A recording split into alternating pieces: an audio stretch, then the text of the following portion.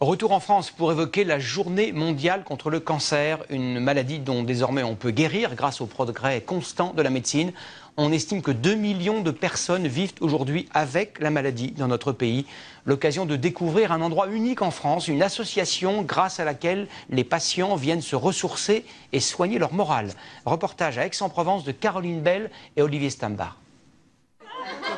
Des rires, des sourires et un point commun, le cancer. 300 personnes fréquentent ce centre chaque semaine. La plupart suivent un traitement à l'hôpital et vient régulièrement participer à ces ateliers de sophrologie, gymnastique aquatique, diététique. Est-ce que vous craignez la fin du pacte ? Au cœur du dispositif, le pacte, un engagement d'1 an dans un groupe de parole pour exprimer ses émotions autour d'une psychologue. On aborde des choses tristes, ça ne nous empêche pas de rigoler le quart d'heure d'après, mais on ne considère pas que parce qu'on vit des choses tristes, on est devenu des gens infréquentables. Par moments, la maladie, elle nous abat.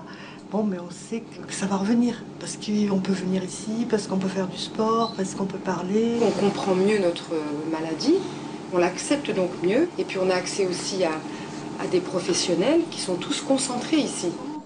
Chasser le stress, devenir acteur de sa santé, le concept vient des États-Unis. C'est ce cancérologue qui l'a importé en France. On n'est pas dans un lieu qui lutte contre la maladie. Ça, c'est le rôle de l'hôpital et de la clinique. On est dans une vraie complémentarité, parce qu'ici, les gens vont trouver pourquoi ils font tout ça et trouver des forces pour justement lutter dans la clinique.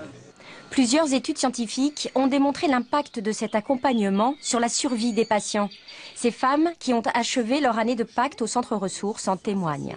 Vous savez, à 41 ans, quand vous apprenez vous avez un cancer du sein, métastase au foie, je ne me pose même pas la question de savoir comment j'aurais fait s'il n'y avait pas eu ressources. Ça aide la famille de savoir que nous, on a cet espace. Voilà, ils n'ont pas tout apporté eux aussi.